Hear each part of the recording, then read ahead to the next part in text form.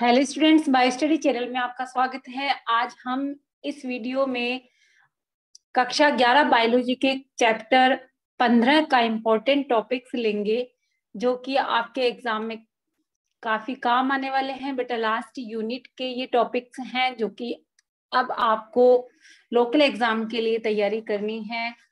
वृद्धि, विभेदन, परिवर्धन, निर्विभेदन, पुनर्विभेदन, सीमित वृद्धि, ये शब्द क्या बताते हैं। तो बेटा इस वीडियो में आपको इन शब्दों पे फोकस करते हुए, थोड़ा सा ध्यान रखते हुए स्टडी करनी है। प्लांट्स के बारे में हम बात कर रहे हैं, तो वृद्धि क्या होता है, वृद्धि प्लांट्स में किस तरह से होती है। देखिए, वृद्धि जो है ऊर्जा खर्च करके उपापचयी जो क्रियाएं होती है वो वृद्धि होती है।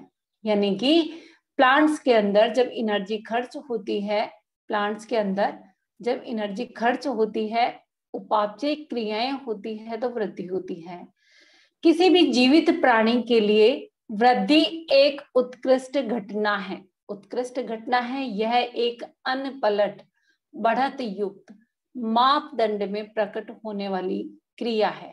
जैसे कि वृद्धि होगी कैसे, आकार में हो सकती है, क्षेत्रफल में हो सकती है, लंबाई में हो सकती है, ऊंचाई में हो सकती है, आयतन बढ़ सकता है, कोशिकाओं की संख्या बढ़ सकती है।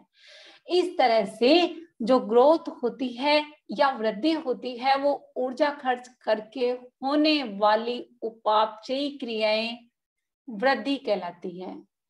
वृद्धि कहलाती है जो कि जीवित प्राणियों के अंदर किसी भी रूप में हो सकती है।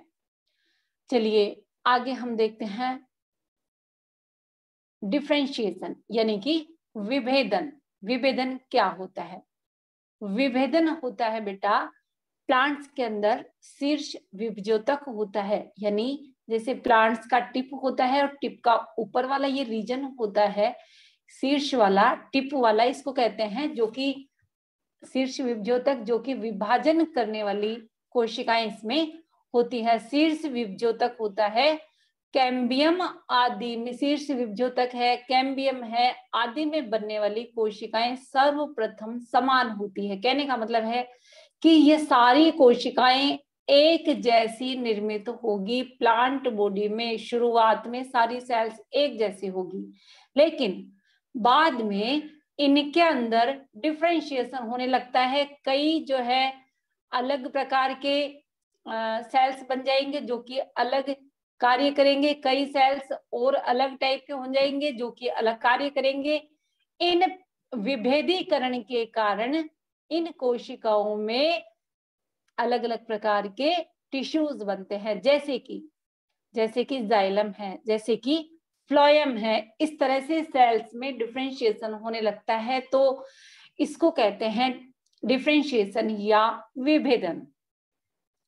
नेक्स्ट बिंदु है परिवर्धन, यानी कि डेवलपमेंट। डेवलपमेंट का मतलब होता है कि ऐसा परिवर्धन की ऐसी प्रक्रिया, ऐसा प्रोसेस जो कि जीव के जीवन चक्र में कई प्रकार के बदलाव ला दे। यानी कि कई प्रकार के चेंजेस आए, और चेंजेस आने के बाद, जैसे कि हम बात करें एक सीड की, सीड के अंदर बदलाव आएगा, चेंजेस आएंगे, तो उसमें अंकुरण होगा और सीड में अंकुरण होकर के एक छोटा प्लांटलेट ग्रो करेगा। इसके बाद उसमें चेंजेस आएंगे तो उसकी जरा अवस्था आएगी, यानी कि काफी बड़ा प्लांटलेट बनेगा और धीरे धीरे जरावस्था की तरफ बढ़ने लगेगा। तो ये सारे प्रोसेस, जीवन में आए जो बदलाव है, ये सारा डेवलपमेंट यानी कि परिवर्तन कहलाता है। ये क्या कहलाता है? परिवर्तन कहलाता है। चलिए आगे हम देखते हैं डी डिफरेंशिएशन क्या होता है। निर्विभेदन इसे कहते हैं बेटा, निर्विभेदन। जीवित विभेदित स्थायी कोशिकाएं जिनमें कोशिका विभाजन की क्षमता नहीं होती। ध्यान से सुनना है बेटा, जिनमें कोशिका विभाजन की क्षमता नहीं होती, उनमें कुछ कोशिकाओं में पुनः विभाजन की क्षमता स्थापित हो जाती है। यानी कि ऐसी स्थायी कोशिकाएं, विभेदित स्थायी कोशिकाएं जिनमें कोशिका विभाजन की क्षमता नहीं होती, लेकिन उनमें कुछ कोशिकाओं में पुनः विभाजन की क्षमता स्थापित हो जाती है।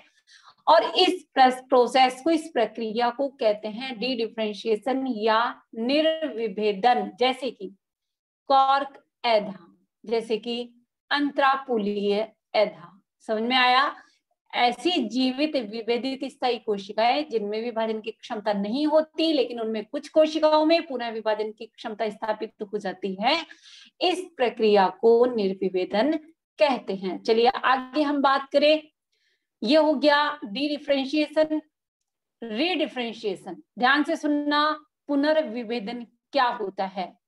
निर्विभेदित कोशिकाओं में, क्योंकि निर्विभेदित कोशिकाओं के बारे में मैंने आपको बताया अभी, निर्विभेदित कोशिकाओं में या ऊतकों में बनी कोशिकाएं अपनी विभाजन क्षमता पुनः खो देती है। यानी कि मैंने आपको बताया कि कुछ कोशिकाएं ऐसी होती है जिनमें विभाजन की क्षमता नहीं होती है, लेकिन उनमें कुछ कोशिकाओं में पुनः विभाजन की क्षमता स्थापित हो जाती है।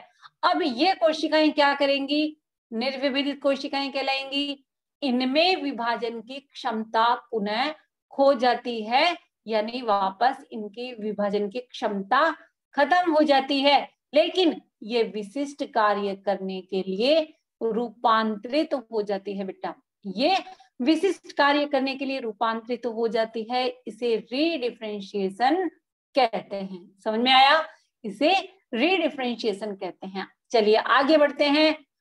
डिटर्मिनेट ग्रोथ, जैसा कि हम बात करें प्लांट्स की, प्लांट्स में सीमित वृद्धि भी होती है और असीमित वृद्धि भी होती है।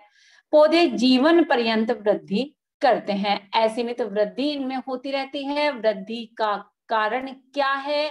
विभाजन करने वाले टिश्यूज, ऊतक, जिनको हम कहते हैं विभजोतक, जिनको विभजोतक ऊतक, ये कहाँ उपस्थित होते हैं बेटा? ये शीर्ष पर उपस्थित होते हैं, प्लांट के शीर्ष पर उपस्थित होते हैं। ऐसे जो है प्लांट का ये टिप होता है, इस टिप पर ये उपस्थित होते हैं। ये हो सकते हैं मूल शीर्ष, स्तंभ शीर्ष। समझ में आया? कई बार आपने प्लांट्स देखे होंगे जिनके टिप काट दिए जाते हैं तो उनकी ग्रोथ साइड में से होने लगती है। इसका मतलब है कि प्लांट के टिप में मौजूद ऐसे टिश्यूज होते हैं जो कि विभाजन करने वाले उत्कोयुक्त होते हैं। चलिए बात करें पार्श्व विभजोतक की, तो बेटा पार्श्व विभजोतक, लेटरल मेरिस्टेम, इस तरह से साइड में जो मेरिस्टेमेटिक टिश्यूज होते हैं, ये पौधे को चौड़ाई में बढ़ाते हैं। तो ये हो गई डिटर्मिनेट ग्रोथ। नेक्स्ट शब्द आप जिसको हम बात करेंगे, जिस पर डिस्कस करेंगे, मेरिस्टेम। मेरिस्टेम क्या होता है? मेरिस्टेम होते हैं विभाजन करने वाले टिश्यूज, विभाजन करने वाले, जिनको विभजोतक कहते हैं। ये कोशिकाएं सदैव विभाजित होती रहती है। ये ऊतक के शीर्ष और पार्श्व में मिलते हैं, जैसे कि मूल शीर्ष है, स्तंभ शीर्ष है और कैम्बियम है। ये होते हैं विभाजन करने वाले टिश्यूज। चलिए अब हम बात करते हैं पादप वृद्धि नियामक। पादप वृद्धि नियामक क्या होते हैं? पादप वृद्धि नियामक पौधों की विभजोतकी कोशिकाएं और विकास करती पत्तियों और फलों में प्राकृतिक रूप से उत्पन्न होने वाले विशेष कार्बनिक यौगिक। ध्यान से सुनिए, पौधों की जो मेरिस्टेमेटिक सेल्स होती है, विभाजन करने वाली कोशिकाएं होती है, और विकास करती हुई लीव्स हैं, पत्तियां हैं, फल है, इनमें प्राकृतिक रूप से उत्पन्न होने वाले कार्बनिक यौगिक होते हैं। बेटा विशेष कार्बनिक यौगिक होते हैं, जिन्हें क्या कहते हैं? इन्हें पादप हार्मोन्स कहते हैं। क्या कहते हैं इनको? पादप हार्मोन्स कहते हैं। ये अति सूक्ष्म मात्रा में परिवहन के पश्चात पौधों के जो अन्य ऑर्गन्स है, भाग है, वहां पहुंच करके वृद्धि करते हैं, उपापचयी क्रियाओं को प्रभावित करते हैं और नियंत्रित करते हैं। समझ में आया? ये मेरिस्टेमिक सेल्स में, मेरिस्टेमेटिक सेल्स में और विकास करते हुए पत्तियों और फलों में ऑर्गेनिक कंपाउंड्स होते हैं, जो कि पौधे के विभिन्न भागों में पहुंचकर उपापचयी क्रियाओं को प्रभावित और नियंत्रित करते हैं। वेंट ने 1928 के अनुसार वृद्धि नियामक पदार्थों के अभाव में पौधों की वृद्धि नहीं होती है, ये बताया था वेंट ने। वेंट नामक वैज्ञानिक ने 1928 में ये बताया था कि ये वृद्धि नियामक नहीं होंगे तो पौधों में वृद्धि नहीं होती है। फाइटो हार्मोन्स, पादप हार्मोन्स को हम 5 समूहों में बांट सकते हैं। सबसे पहले ऑक्सिन्स है, जिब्रेलिन्स है, साइटोकाइनिन्स है, एब्सिसिक अम्ल है, इथाइलिन है। तो हम एक एक के बारे में डिस्कस करते हैं बेटा। सबसे पहले ऑक्सिन, ये ऑक्सिन क्या होता है? ऑक्सिन किस प्रकार का हार्मोन है? सर्वप्रथम डार्विन ने 1880 में देखा, कैनरी जो घास है इसका नवोद्भिद है, इस नवोद्भिद के यानी सीडलिंग है, इसका कोलियोप्टाइल यानी कि प्रांकुरचोल, कोलियोप्टाइल रीजन है, एक तरफा प्रकाश की ओर मुड़ जाता है। पिक देखिए, ये है कोलियोप्टाइल रीजन, ठीक है। इस पर लाइट, एक तरफा प्रकाश डाला जाता है, तो ये क्या करता है? प्रकाश की तरफ मुड़ जाता है। इस तरह से हो गया, बैंड पड़ गया। परंतु प्रांकुरचोल के शीर्ष भाग को काट देने पर, यानी इस टिप रीजन को काट दिया जाए तो यह एक तरफा प्रकाश की ओर नहीं मुड़ता है। इसका मतलब क्या हुआ? इसका मतलब ये हुआ कि इसके टिप वाले रीजन में कोई ना कोई रासायनिक पदार्थ मौजूद है। इसके टिप वाले रीजन में कोई ना कोई रासायनिक पदार्थ मौजूद है।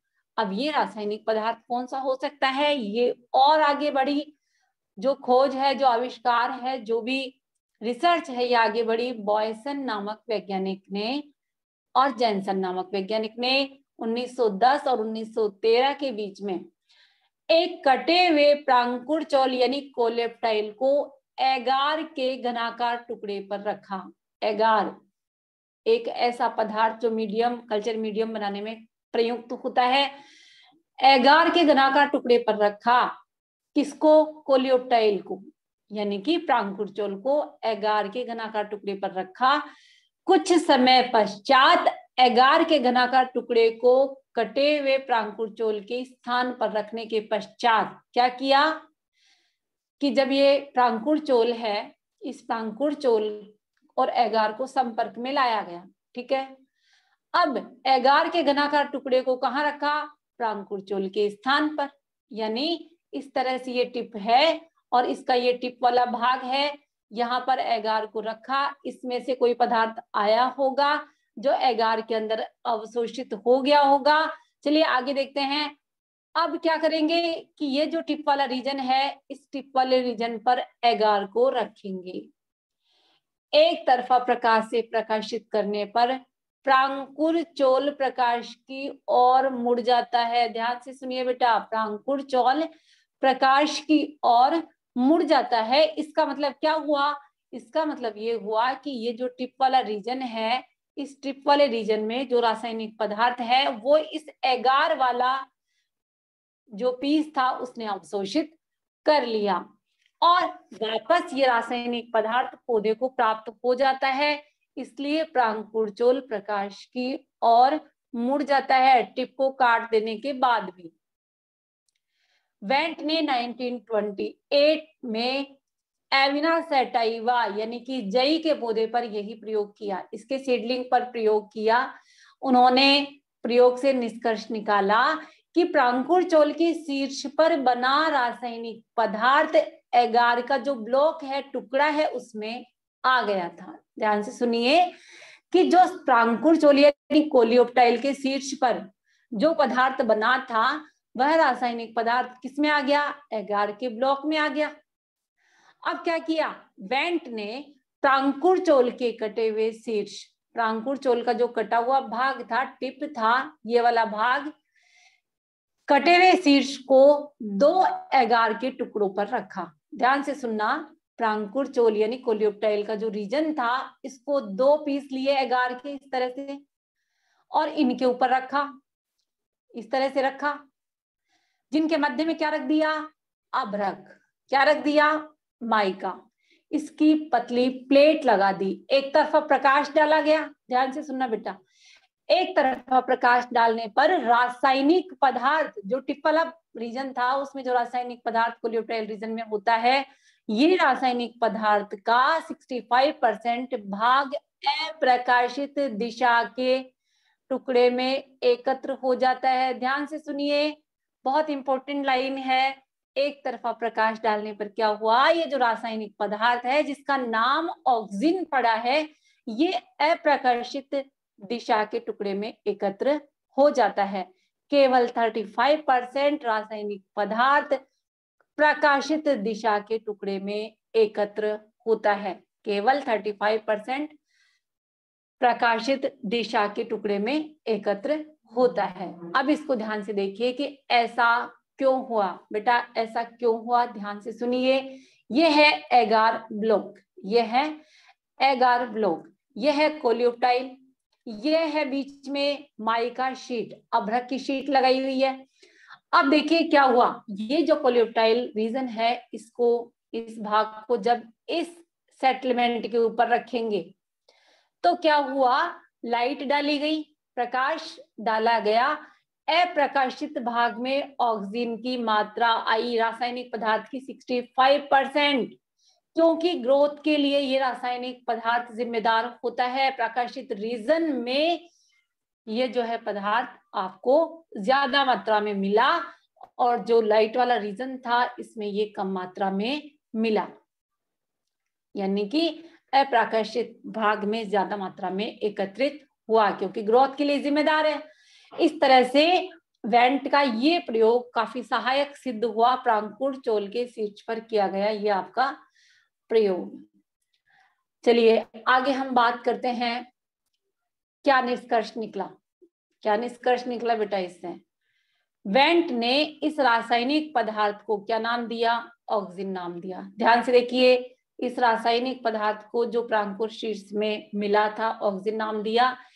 ऑक्सिन की सांद्रता तने में वृद्धि को प्रेरित करती है। ध्यान से सुनिए, तना जो स्टेम होता है, स्टेम की ग्रोथ को प्रेरित करती है, और जड़ में वृद्धि को संदमित करती है, जड़ की वृद्धि को, क्योंकि जड़ नीचे की तरफ वृद्धि करती है और तना ऊपर की तरफ वृद्धि करता है, जड़ की वृद्धि को संदमित कर देती है। ऑक्सीजन के असमान वितरण के फलस्वरूप ही, यानी मैं एक बात आपको बताऊं कि असमान वितरण का मतलब होता है ऑक्सीजन की मात्रा किस तरफ ज्यादा होगी, असमान वितरण के फलस्वरूप ही फोटोट्रॉफिज्म, प्रकाशानुवर्तन और गुरुत्वानुवर्तन, प्रकाशानुवर्तन यानी प्रकाश की तरफ ग्रोथ करना, गुरुत्वानुवर्तन यानी कि नीचे की तरफ, जमीन की तरफ, गुरुत्वाकर्षण की तरफ ग्रोथ करना, ये जो गतियां होती है वो इस ऑक्सीजन के असमान वितरण के कारण ही होती है। केनेथ त्रीमान ने ऑक्सीजन को शुद्ध रूप में प्राप्त करके इसकी आणविक संरचना ज्ञात की और इसके कार्य देखे।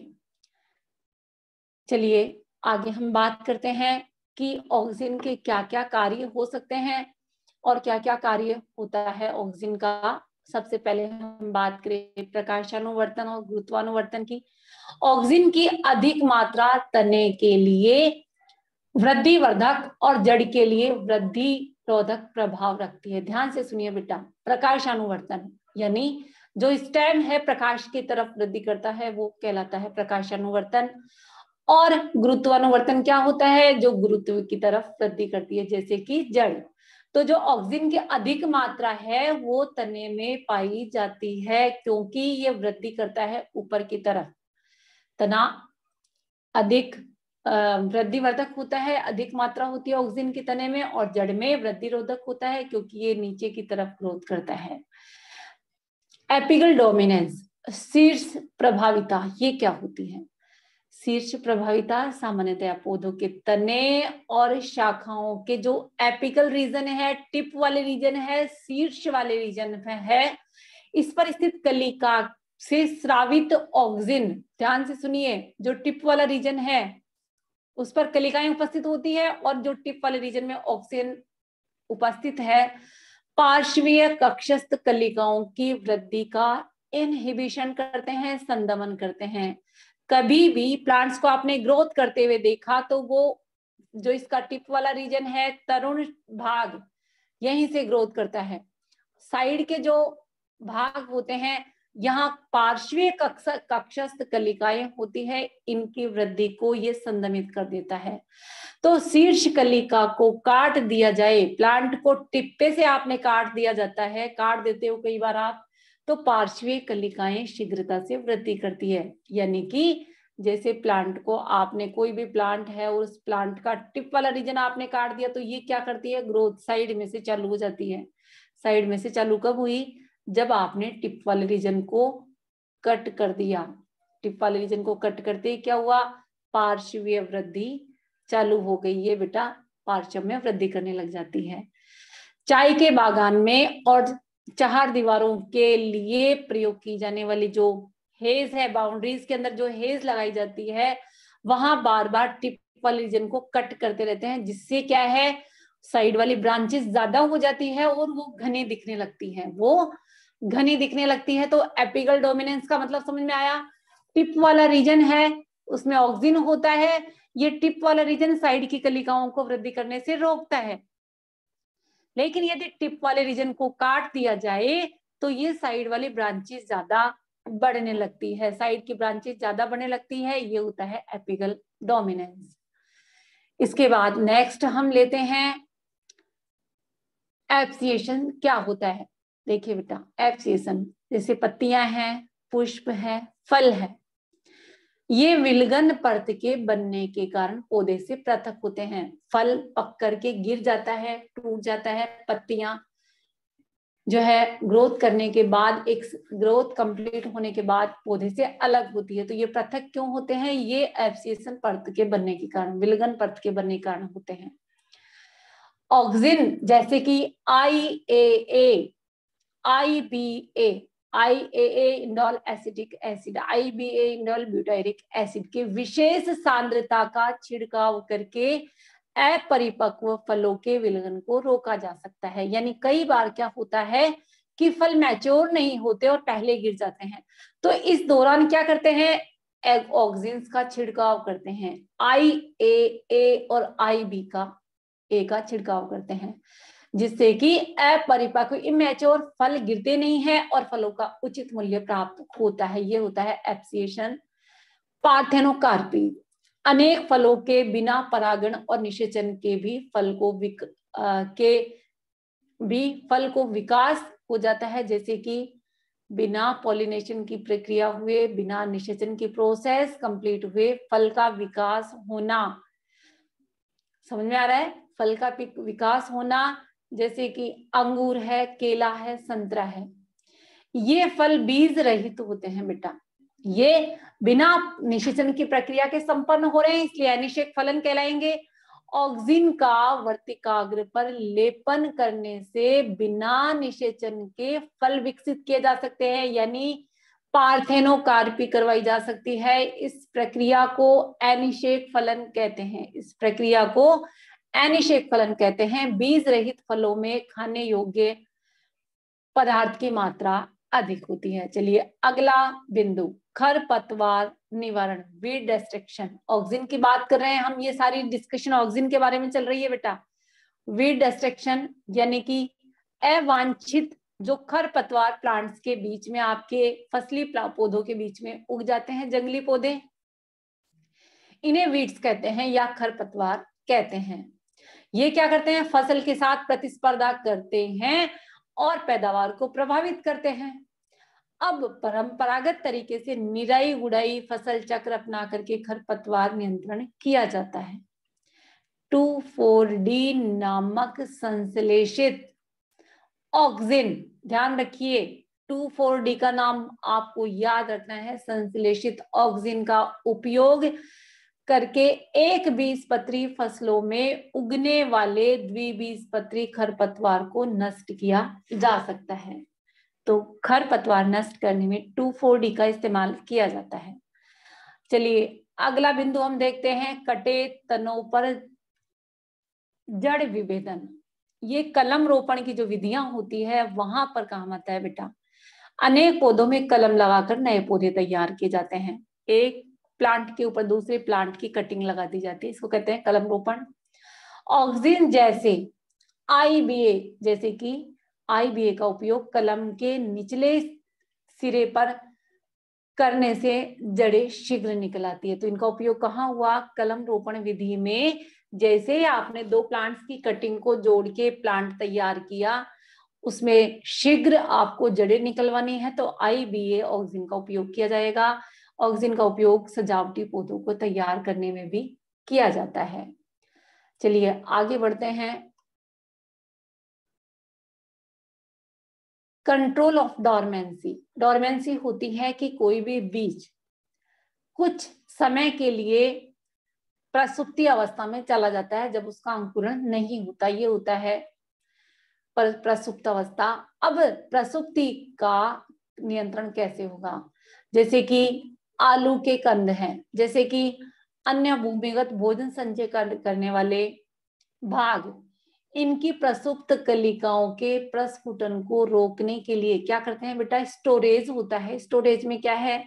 ये ऐसे भाग हैं जिनको लंबे समय तक स्टोर करके रखा जाता है।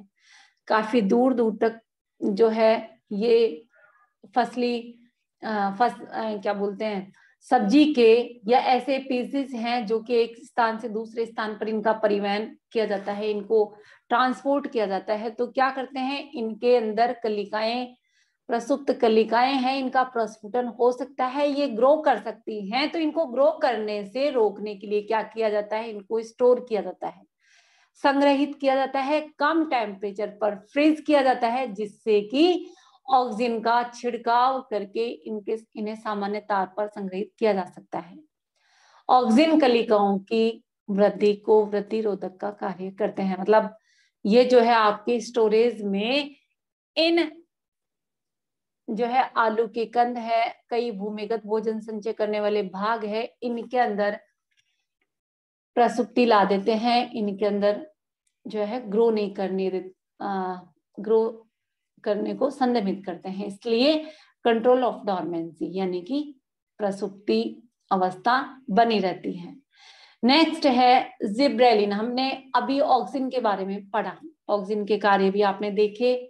नेक्स्ट है बेटा जिब्रेलिन। धान की फसल में बैकेन, ध्यान रखना एक शब्द है बैकेन, फुलिश सीडलिंग के नाम से जाना जाता है, नामक रोग एक कवक फंगस की वजह से हुआ था जिसका नाम था जिब्रेला फ्यूजिकोराई। ध्यान रख लेना, जिब्रेला फ्यूजिकोराई की वजह से फुलिश सीडलिंग पैदा हुआ था, बैकेन डिजीज इसको कहते हैं। इसमें पौधे अधिक लंबे हो जाते हैं, पत्तियां पीली लंबी और दाने छोटे रह जाते हैं। मतलब पौधा तो काफी बड़ा हो गया लेकिन दाने बहुत छोटे रह गए। कुरोसावा ने 1926 में प्रमाणित किया कि यदि कवक द्वारा स्रावित रस को स्वस्थ पौधे पर छिड़का जाए तो स्वस्थ पौधा भी रोगी हो जाता है। यानी कि यदि ये जो कवक है ये किसी पौधे के संपर्क में आ जाए तो उस पौधे की भी यही कंडीशन होती है उस कवक के संपर्क में आने पर कि पौधा अधिक लंबा हो जाए और उसका दाना छोटा रह जाए। याबुता और हयाशी ने 1939 में कवक के रस से एक वृद्धि नियामक को पृथक किया। वृद्धि नियामक कौन सा था? यह ऐसा कौन सा पदार्थ था? ये था जिब्रेलिन ए। इसको नाम दिया गया GA। जिब्रेलिन ए सबसे पहले खोजा गया, जिब्रेलिन एस। अब तक लगभग 110 प्रकार के जिब्रेलिन खोजे जा चुके हैं। तो समझ में आया जिब्रेलिन क्या काम करता है और किस तरह से इसकी खोज हुई बेटा। जिब्रेलिन के कार्य के प्रभाव हम देखते हैं। जिब्रेलिन के कार्य के प्रभाव की क्या फर्क पड़ता है जिब्रेलिन का पौधे पर। जिब्रेलिन के प्रयोग से आनुवंशिक रूप से पौधे लंबे हो जाते हैं, यानी पौधे की लंबाई तो काफी बढ़ जाएगी, लेकिन यह लक्षण उन्हीं पौधों तक सीमित रहता है। कहने का मतलब है कि आनुवंशिक लक्षण नहीं है बेटा। ये पौधे आनुवंशिक रूप से बोने पौधे लंबे तो हो जाएंगे लेकिन ये स्थायी कैरेक्टर नहीं रहेगा। जिन पर GA का छिड़काव किया जाएगा ये पौधे लंबे होंगे, इनके फल लंबे होंगे, अंगूर के डंठल की लंबाई बढ़ जाती है, गन्ने की खेती करने पर यदि जिब्रेलिक एसिड का छिड़काव किया जाए तो तने की लंबाई बढ़ जाती है, तो फसल का उत्पादन बढ़ जाता है, लेकिन ये स्थायी रूप से नहीं होता, तो लंबाई बढ़ने की क्षमता आ जाती है जिब्रेलिन की वजह से। इसके बाद हम पढ़ते हैं फ्लावरिंग पे क्या इफेक्ट है, पुष्पन पर क्या प्रभाव है। कुछ पौधों को पुष्पन हेतु कम ताप तथा दीर्घ प्रकाश अवधि की आवश्यकता होती है। ध्यान से देखिए बेटा, कुछ पौधे ऐसे होते हैं जिनको पुष्पन के लिए टेम्परेचर कम चाहिए और लॉन्ग फोटो पीरियड चाहिए, मतलब तापमान दीर्घ प्रकाश की अवधि चाहिए। यदि इन पौधों पर जिब्रेलिक एसिड का छिड़काव किया जाए, जिब्रेलिन का छिड़काव किया जाए, तो पुष्पन सुगमता से हो जाता है। द्विवर्षीय पौधे एक वर्षीय पौधों की तरह व्यवहार करने लगते हैं। जिब्रेलिक एसिड के इस प्रभाव को बोल्टिंग इफेक्ट कहते हैं। क्या कहते हैं भाई? छिड़काव किया जाए तो जिनमें पुष्पन नहीं हो रहा था वो भी पुष्पन करना शुरू कर देते हैं, इसीलिए द्विवर्षीय पौधे एक वर्षीय की तरह व्यवहार करने लगते हैं। इसको बोल्टिंग इफेक्ट कहते हैं। चुकंदर, गाजर, मूली, पत्ता गोभी, इनमें पुष्पन के लिए इसका उपयोग किया जाता है। चलिए आगे बढ़ते हैं। और क्या कार्य हैं इसके बेटा? अनिषेक फलन में जिब्रेलिक एसिड के छिड़काव से पुष्प के बिना निषेचन के फल विकसित हो जाता है। इसके बाद हम सेनेसेंस की बात करें, जीर्णता। जिब्रेलिक एसिड फलों को जल्दी गिरने से रोकता है। जिब्रेलिक एसिड बीजों के अंकुरण को प्रेरित करते हैं। पौधे की मैच्योरिटी। जिब्रेलिक एसिड के छिड़काव से अनावृत बीजी पौधे शीघ्र परिपक्व हो जाते हैं और बीज जल्दी तैयार हो जाते हैं। चलिए अब इसके बाद हम अगला जो है फाइटोहार्मोन लेते हैं, पादप हार्मोन लेते हैं। ये पादप हार्मोन है साइटोकाइनिन। बेटा ध्यान रखिए, ऑक्सिन और जिब्रेलिन के बारे में हम पढ़ चुके हैं। साइटोकाइनिन क्या है? ऑक्सिन की सहायता से कोशिका विभाजन को उद्दीपित करते हैं। यानी कि साइटोकाइनिन किसकी सहायता से? ऑक्सिन के साथ में ये प्लस हो जाता है, तो ये क्या करता है? कोशिका विभाजन को उद्दीपित करते हैं। एफ स्कूग नामक वैज्ञानिक और उनके सहयोगियों ने देखा तंबाकू के तने के अंतर पर्व खंड से अविभेदित कोशिकाओं का समूह तभी बनता है जब माध्यम में ऑक्सिन के साथ में अतिरिक्त साइटोकाइनिन नामक पदार्थ उपस्थित होता है। यानी कि ऑक्सिन के साथ में साइटोकाइनिन भी उपस्थित होना जरूरी है। तो ये जो अंतरपर्व खंड से अविभेदित कोशिकाओं का समूह बनता है, कब बना? ऑक्सिन के साथ में साइटोकाइनिन होवे तब। इसका नाम काइनेटिन रखा। लैथम और सहयोगियों ने मक्का के बीज में ऐसा ही पदार्थ प्राप्त करके उसका नाम क्या रखा भाई? जिएटिन। क्या नाम रखा? जिएटिन। काइनेटिन और जिएटिन साइटोकाइनिन ही होते हैं। अब देखिए हम बात करते हैं साइटोकाइनिन का क्या फिजियोलॉजिकल इम्पैक्ट है, क्या महत्व है बेटा? साइटोकाइनिन ये पदार्थ कोशिका विभाजन को प्रेरित करते हैं। ध्यान रखिए, कोशिका विभाजन को प्रेरित करते हैं, जीर्णता को रोकते हैं यानी कि एजिंग को रोकते हैं। कोशिका विभाजन के अतिरिक्त साइटोकाइनिन पौधों के अंगों के निर्माण को नियंत्रित करते हैं। तंबाकू की कोशिकाओं का संवर्धन शर्करा और खनिज लवण युक्त माध्यम में किया जाए तो केवल कैलस ही विकसित होता है। ध्यान से सुनिए बेटा, यदि तंबाकू की कोशिकाओं का कल्चर किया जाए शर्करा और खनिज लवण युक्त माध्यम में, तो केवल कोशिकाओं का एक पुंज बनता है, समान कोशिकाओं का एक समूह बनता है। यदि माध्यम में साइटोकाइनिन डाल दिया जाए और ऑक्सिन का अनुपात डाल दिया जाए तो क्या होगा? ध्यान से सुनिए, जड़ और प्ररोह तंत्र विकसित हो जाता है। क्या होता है? जड़ और प्ररोह तंत्र विकसित हो जाता है। संवर्धन यानी प्रयोग। संवर्धन प्रयोग का मतलब होता है नया सीडलिंग प्रयोगशाला में बनाया जाना। संवर्धन यानी कल्चर मीडियम। कल्चर मीडियम में आनुवंशिक इंजीनियरिंग के लिए लाभदायक है।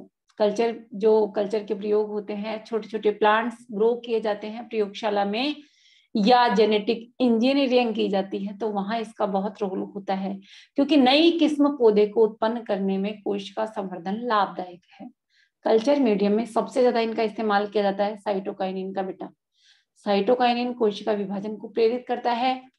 इसके बाद नेक्स्ट हम लेते हैं एब्सिसिक अम्ल। एब्सिएशन का कार्य करता है, ध्यान से सुनिएगा। कॉल्स और एडिकोट ने कपास के पौधे की पुष्प कलिकाओं से एक पदार्थ एब्सिसिन पदार्थ प्राप्त किया। इस पदार्थ को किसी पौधे पर छिड़कने से पत्तियों का एब्सिसन हो जाता है, यानी कि पत्तियां जैसे पक करके फ्रूट्स अलग होते हैं राइपनिंग होने के बाद, लेकिन यदि इस एब्सिसिक अम्ल का छिड़काव कर दिया जाता है तो पत्तियां पौधे से अलग होने लगती हैं। वेरिंग in 1963 में एसर की पत्तियों से डॉर्मिन प्राप्त किया। यह बीजों के अंकुरण और कलिकाओं की वृद्धि का अवरोधन करता है, यानी कि ग्रोथ नहीं करने देता, सीड्स को ग्रो नहीं करने देता, कलिकाओं की वृद्धि को रोकता है। इन दोनों पदार्थों को एब्सिसिक अम्ल कहा गया। ध्यान से देखिए, सुनिए। डॉर्मिन ये भी एब्सिसिक अम्ल है। क्यों? क्योंकि ये बीजों के अंकुरण को रोकता है, कलिकाओं की वृद्धि को संदमित करता है और जो है अवरोधन करने के कारण इनको एब्सिसिक अम्ल कहा गया। इनको एब्सिसिक अम्ल कहा गया। चलिए इसका फिजियोलॉजिकल इफेक्ट देखते हैं कि और एब्सिसिक अम्ल के क्या कार्य है। पत्तियों के विलयन को प्रेरित करता है। जैसे पत्तियां पौधे से गिरती है तो बेटा ये एब्सिसिक अम्ल क्या करते हैं, पत्तियों को अलग करते हैं। कलिकाओं की वृद्धि और बीजों का अंकुरण, इस कलिका की वृद्धि को और बीजों के अंकुरण को ये रोकता है, संदमित करता है, जीर्णता को प्रेरित करता है। जैसे कि राइपनिंग को प्रेरित करे, ऐसे जीर्णता को प्रेरित करता है। वाष्पोत्सर्जन नियंत्रण में क्या रोल है? एब्सिसिक अम्ल का रंध्रों को बंद करके वाष्पोत्सर्जन की दर को कम करता है। इसका उपयोग कम जल वाली भूमि में खेती करने के लिए उपयोगी है। नेक्स्ट है ट्यूबर फॉर्मेशन। आलू में कंद निर्माण में सहायता करता है। आलू में कंद निर्माण में सहायता करता है। इस तरह से एब्सिसिक अम्ल के कार्य हैं। नेक्स्ट लेते हैं बेटा हम इथाइलिन। बर्ज ने 1962 में इथाइलिन को पादप हार्मोन सिद्ध किया। किसने बताया था? बर्ज नामक वैज्ञानिक ने। मुख्यतः पकने वाले फलों से निकलने वाला गैसीय हार्मोन होता है। ये फलों को पकाने के काम आने वाली गैस है बेटा इथाइलिन। तो अब इसके कार्य देखें। कार्य के प्रभाव, पुष्पन, फ्लावरिंग में क्या महत्व है? यह सामान्यतः पुष्पन को कम करता है, अन्नानास में पुष्पन को प्रेरित करता है, या पाद स्वरूप अन्नानास में पुष्पन को प्रेरित करता है। इस तरह से एब्सिएशन की बात करें, यह पत्ती, पुष्प और फलों के विलगन को तीव्र करता है। एब्सिएशन क्या करता है? एब्सिएशन का मतलब विलगन करता है। पत्ती, पुष्प और फलों के विलगन को तीव्र करता है, तेज करता है। पत्तियां झड़ने लगती है, पुष्प गिरने लगते हैं और फल गिरने लगते हैं। इसके बाद बात करें पुष्प परिवर्तन। कुकुरबिटेसी कुल के पौधों में इथाइलिन नर पुष्पों की संख्या को कम करके मादा पुष्पों की संख्या को बढ़ाता है। पुष्प परिवर्तन, फ्लावर मॉडिफिकेशन में भी ये सहायता करता है। फलों को पकना, सबसे मेन इंपॉर्टेंट रोल इनका यही है। फलों को पकाने में सहायक, आम, केला, अंगूर आदि फलों को पकाने के लिए इथेफोन का प्रयोग औद्योगिक स्तर पर किया जा रहा है। इससे पके फल प्राकृतिक रूप से पके फलों के समान होते हैं। इथेफोन से इथाइलिन गैस निकलती है, यानी कि स्टोर करके ये इथाइलिन गैस का स्प्रे किया जाता है और इससे फ्लो में एक रात में राइपनिंग होने लगती है, पके हुए तैयार हो जाते हैं नेक्स्ट डे। इस तरह से फलों को पकाने में इथाइलिन गैस का उपयोग किया जाता है। नेक्स्ट है दीप्तिकालिता। क्या होती है? वसंतीकरण क्या होता है? दीप्तिकालिता बेटा ध्यान रखिए, दीप्तिकालिता पौधों के फलने, फूलने, वृद्धि, पुष्पन आदि पर प्रकाश की अवधि का जो प्रभाव पड़ता है, फोटो पीरियोडिक टाइम पीरियड होता है, फोटो पीरियड जितना मिलता है, ये होती है दीप्तिकालिता। पौधों द्वारा प्रकाश की अवधि, समय के प्रति अनुक्रिया को दीप्तिकालिता कहते हैं। यानी कितना प्रकाश पौधों को मिला, प्रकाश की अवधि, ये दीप्तिकालिता होती है। अथवा दिन रात के परिवर्तनों के प्रति कार्यात्मक अनुक्रियाएं दीप्तिकालिता कहलाती है, दीप्तिकालिता कहलाती है। दीप्तिकालिता शब्द का प्रयोग गार्नर व एलार्ड ने 1920 में किया था। दीप्तिकालिता का मतलब समझ में आया? दीप्तिकालिता क्या है?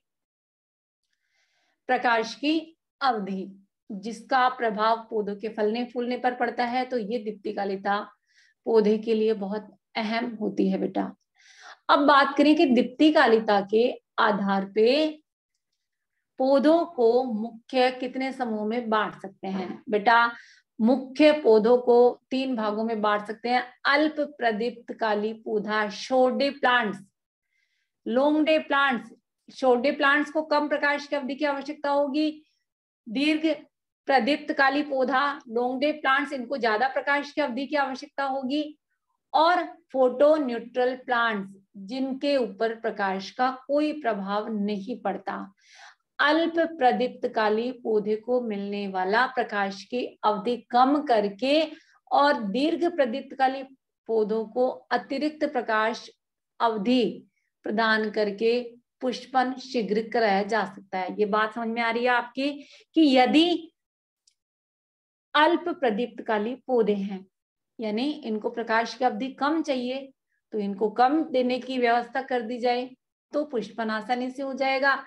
और यदि पौधा दीर्घ प्रदीप्तकाली है तो उसको ज्यादा मात्रा में प्रकाश की अवधि उसकी बढ़ा दी जाए तो शीघ्र पुष्पन कराया जा सकता है। चलिए बात करते हैं नेक्स्ट, और क्या कार्य होता है? और क्या कार्य होता है? कायिक शीर्षस्थ और कक्षस्थ कलिका उपयुक्त प्रकाश अवधि प्राप्त होने पर पुष्प कलिका में रूपांतरित हो जाती है। बेटा फोटो पीरियोडिज्म की बात कर रहे हैं हम, कि जो पौधे की शीर्षस्थ कलिका है या कक्षस्थ कलिका है, ये प्रकाश की अवधि ग्रहण करती है तो पुष्प कलिका में रूपांतरित हो जाती है। यह परिवर्तन फ्लोरिजन हार्मोन के कारण होता है। ध्यान रखना, याद रखिएगा, फ्लोरिजन के कारण होता है, जो दिन और रात्रि के अंतराल के कारण संश्लेषित होता है। वसंतीकरण कम ताप काल में पुष्पन को प्रोत्साहन वसंतीकरण कहलाता है। वसंतीकरण का मतलब कम ताप काल में पुष्पन को प्रोत्साहन करना वसंतीकरण कहलाता है।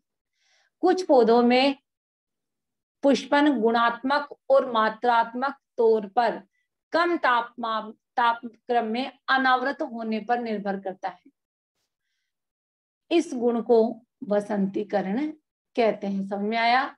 कुछ पौधों में क्या होता है कि गुणात्मक और मात्रात्मक तौर पर कम तापक्रम में अनावृत किया जाए तो अनावृत होने पर निर्भर करेगा।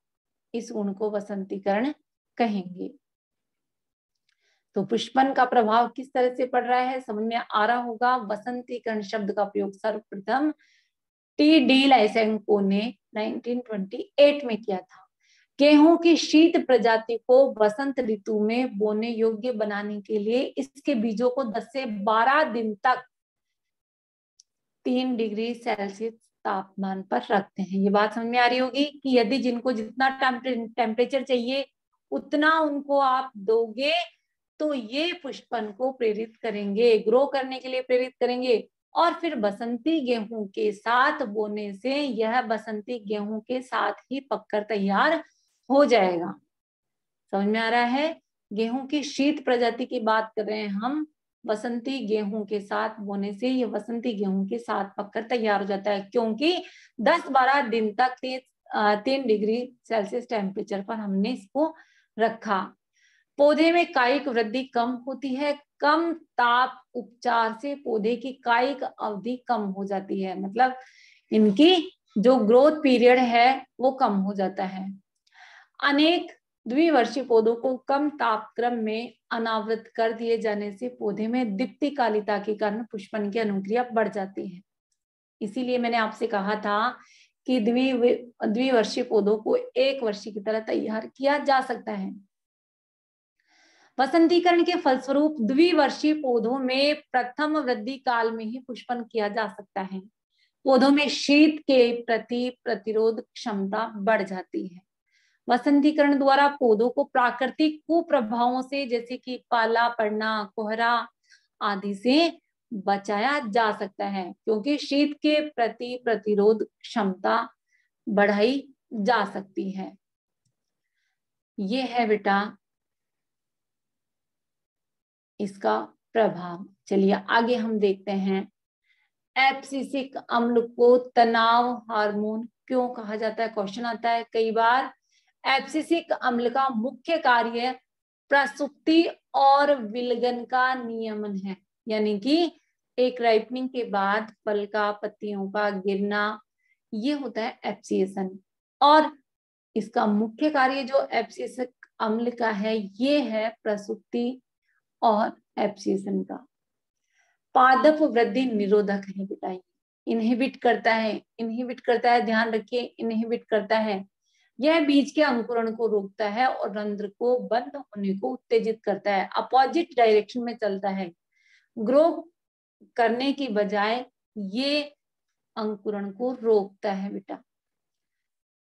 विभिन्न प्रकार के तनाव को झेलने की क्षमता पौधे को देता है, इसे तनाव हार्मोन कहते हैं। किसको कहते हैं तनाव हार्मोन? समझ में आया होगा एब्सिसिक अम्ल को तनाव हार्मोन क्यों कहते हैं।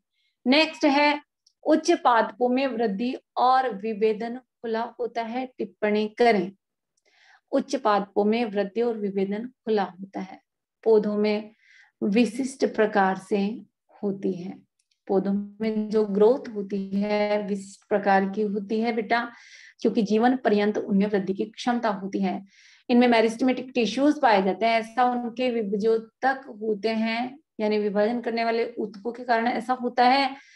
अतः इन्हें खुला वृद्धि व विभेदन कहते हैं, क्योंकि ये वृद्धि और विभेदन इनमें जीवन पर्यंत चलता रहता है। नेक्स्ट क्वेश्चन है, अल्प प्रदीप्तकाली पौधे और दीर्घ प्रदीप्तकाली पौधे किसी एक स्थान पर एक साथ फलते फूलते हैं, विस्तृत व्याख्या कीजिए। क्वेश्चन आता है कई बार कि अल्प प्रदीप्तकाली पौधे होंगे, अल्प प्रदीप्तकाली पौधे यानी कि शॉर्ट डे प्लांट, जिनको कम प्रकाश की आवश्यकता है, इनमें निर्णायक दीप्तकाल प्रकाश की वह अवधि है जिस पर इसे कम प्रकाश अवधि होने पर पुष्पन शुरू हो जाए, परंतु इससे अधिक प्रकाश देने पर पौधा पुष्प उत्पन्न नहीं करेगा। बेटा जितनी आवश्यकता है उतना ही प्रकाश देवें तो ये पुष्पन करेगा, अगर ज्यादा दिया जाए तो पुष्पन रुक जाएगा। दीर्घ प्रदीप्तकाली पौधे लॉन्ग डे प्लांट्स में क्या होता है? निर्णायक दीप्तिकाल लंबी अवधि, जिससे अधिक प्रकाश अवधि पर पौधे पुष्पन करते हैं, परंतु यदि कम प्रकाश अवधि होगी तो पुष्पन नहीं होगा। अतः अल्प प्रदीप्तकाली पौधे और दीर्घ प्रदीप्तकाली पौधों में विभेदन उनमें निर्णायक दीप्तिकाल से कम अवधि पर पुष्पन होना और अधिक अवधि पर पुष्प उत्पन्न होने के आधार पर किया जाता है। समझ में आ रहा है ये कि पौधों में विभेदन किस तरह से होगा, कि उनको दीप्तिकाल किस तरह से मिल रहा है। दो जातियों के पौधे समान अवधि के प्रकाश में पुष्प उत्पन्न करते हैं, परंतु उनमें एक अल्प प्रदीप्तकाली पौधा है यानी कि शॉर्ट डे प्लांट है, और दूसरा लॉन्ग डे प्लांट है।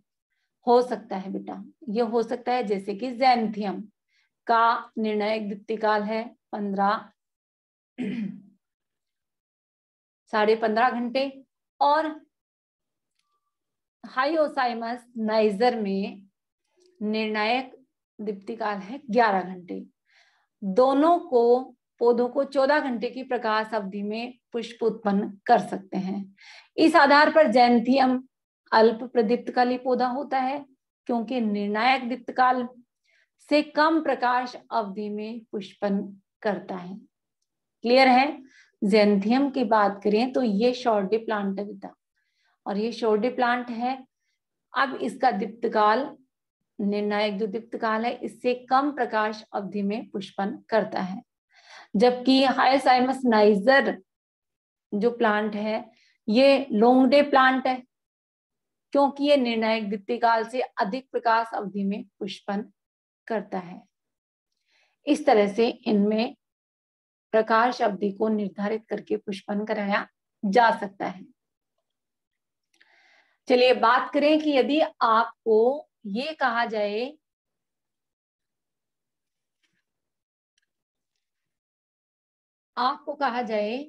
कि एक पादप वृद्धि नियामक का नाम दे जो कि क्या कार्य करता है, किसी टहनी में जड़ पैदा करने के काम आए, फलों को जल्दी पकाने के काम आए, पत्तियों की जरा अवस्था को रोकने के काम आए, कक्षस्थ कलिकाओं में वृद्धि कराने के काम आए, एक रोजेट पौधे में बोल्ट हेतु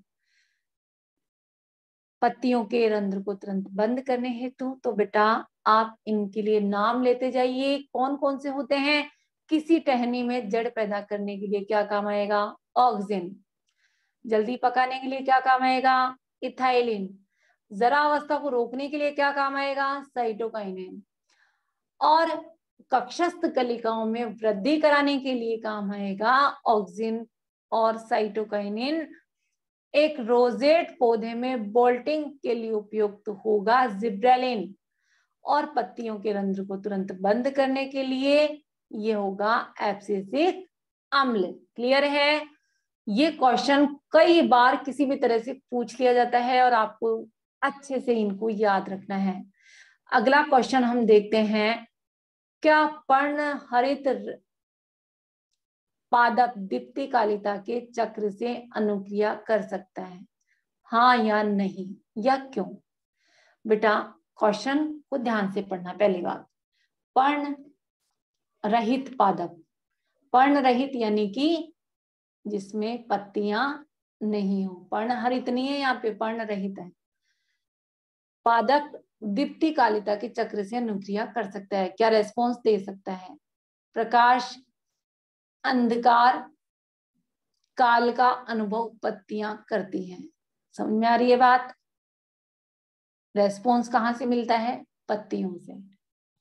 पत्तियों से रेस्पॉन्स मिलता है, पत्तियां करती है इसके लिए रेस्पॉन्सिबल, क्योंकि फ्लोरिजन बनने वाला, फ्लोरिजन तना कलिका में पुष्पन प्रेरित करने के लिए तभी जाती है।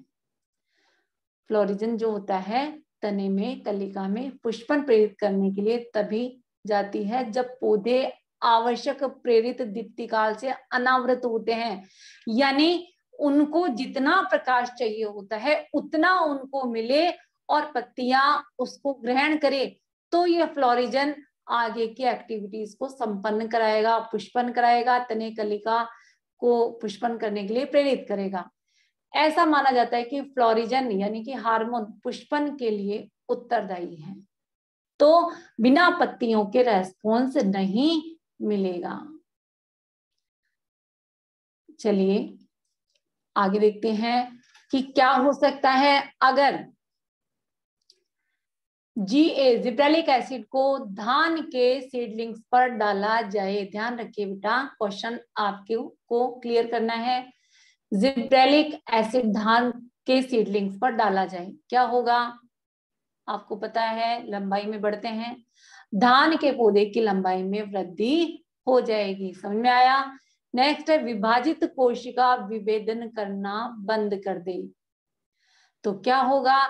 संरचनात्मक कोशिका, देखिए विभाजित कोशिका विभेदन करना बंद करेगी, डिफरेंशिएट करना बंद कर देगी। कोशिका विभेदन के रुक जाने से संरचनात्मक परिवर्तन आते हैं, डिफरेंट टाइप की संरचनाएं बनेगी। एक सड़ा कच्चा फल के साथ मिला दिया जाए, सड़ा फल कच्चे फलों के साथ मिला दिया जाए तो कच्चे फल तेजी से पक जाएंगे। आपने कई बार फलों की टोकरी में देखा होगा कि एक फल खराब होता है तो बराबर के कई फल खराब हो जाते हैं। आगे देखिए, अगर आप संवर्धन माध्यम में साइटोकाइनिन डालना भूल जाए, कल्चर मीडियम है साइटोकाइनिन जो कि कोशिका विभाजन को प्रेरित करता है, तो बेटा कल्चर मीडियम में आपने सीडलिंग को ग्रोथ करानी है तो आपको कोशिका विभाजन के लिए साइटोकाइनिन डालना ही होगा। यदि कल्चर मीडियम में साइटोकाइनिन डालना भूल जाए तो कोशिका विभाजन, वृद्धि, विभेदन पर असर पड़ेगा। कोशिकाएं जो कैलस बनता है उनमें विभेदन न होने से कलिकाएं नहीं बन सकती, उसमें प्रांकुर और मूलांकुर का विकास नहीं होगा और केवल कैलस ही बन करके रह जाएगा। आपने चैप्टर 15 11th बायोलॉजी के चैप्टर 15 के इंपॉर्टेंट टॉपिक्स पढ़े। उम्मीद करती हूँ कि आपको समझ में आया होगा बेटा। ये चैनल आपका अपना चैनल है और आपको लाइक करें, शेयर करें, सब्सक्राइब करें और निरंतर स्टडी करते रहें। कुछ नहीं समझ में आए तो कमेंट सेक्शन में कमेंट लिख करके आप बता सकते हैं। Okay guys, thanks for watching.